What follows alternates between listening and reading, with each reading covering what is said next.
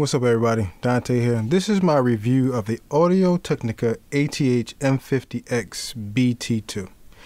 The crazy thing is I didn't even know this was out there because I've had the previous generation for a couple years now, like them, enjoy them.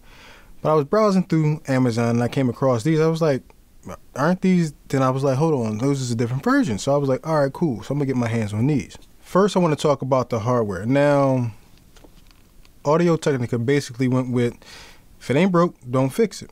Basically type situation when they came to design. Design looks exactly like the previous generation, which is not a flaw in any way.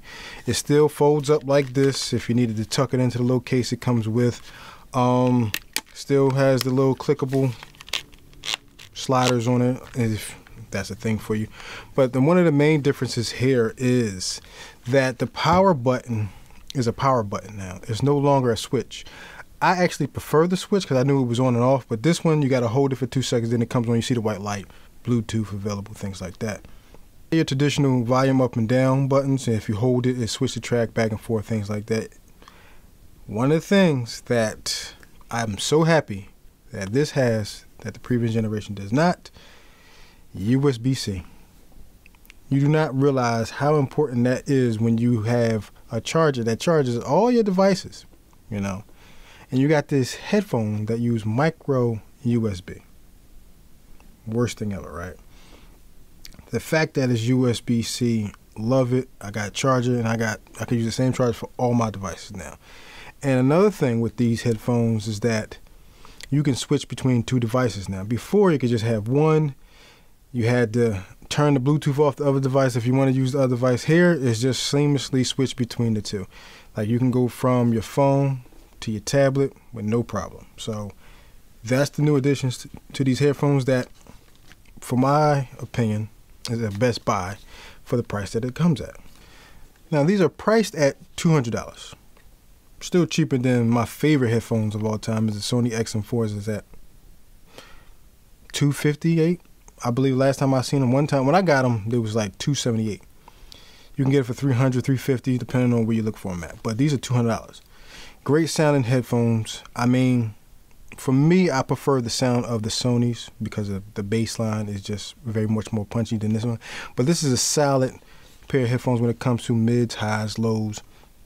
Bass line is never overpowering where the lyrics or sound, any of those type of things when it comes to headphones. These are just a well-balanced pair of headphones when it comes to the sound quality. Now, on paper, it says the battery life for these is 50 hours of battery life. I couldn't exactly test that because I just used these right out the box and I had 76% right out the box. So I just used them. And one of the things I realized about these, you're not going to burn through these as fast as like the Sonys because there's no active noise cancellation. So you're not going to have that active all the time and burn the battery life a little bit faster. So you're going to probably get about, if it's 50 hours, you probably get close to 45 hours on a charge. Like I said, I didn't really test it because I just used this, tested it, sound quality and all these type of things, very similar to the previous generation. So I just feel as though, like, look, there's no active noise canceling, so you're not going to burn through your battery as fast with those with this. So these don't have that. These are just regular over-the-head headphones. Now, one of the things that's interesting about these is that there's an app that comes with it. You can customize it the way you want. For me, I customize them to the way I like it.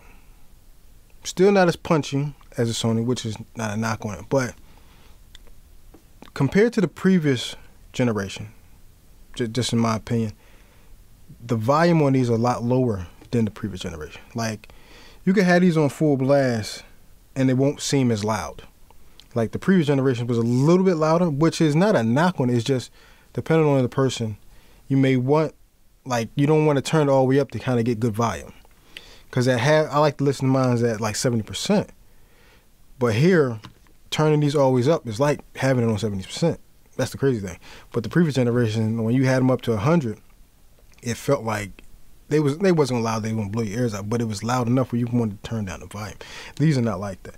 So I don't know if that's a software thing or just a different way of approach with the sound, the customization within the app, like I said.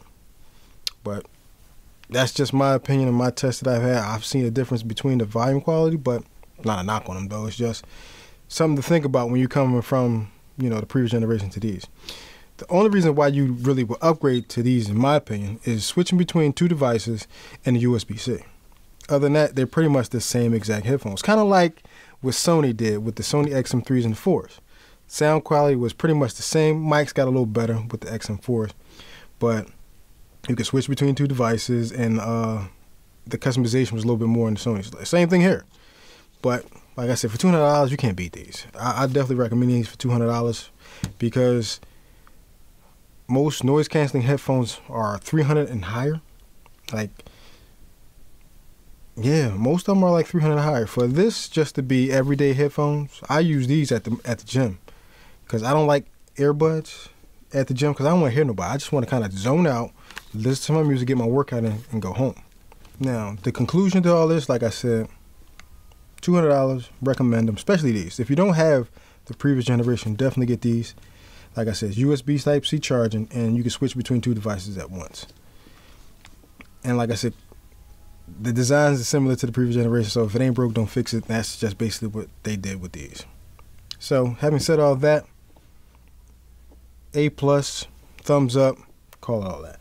But hope you enjoyed this video. If you did, hit that like button. Helps out a lot, the channel. Also, if you haven't done so, subscribe to the channel. Stay tuned for my next video I'm going to be working on is the Sony 1000 XM5, which is basically an upgrade from the XM4s. But when I get my hand on them, test them, we'll see. And you'll get my overall opinion on this. And let's see if those still the king in my book. Thank you guys for watching. Hope you enjoy. Peace.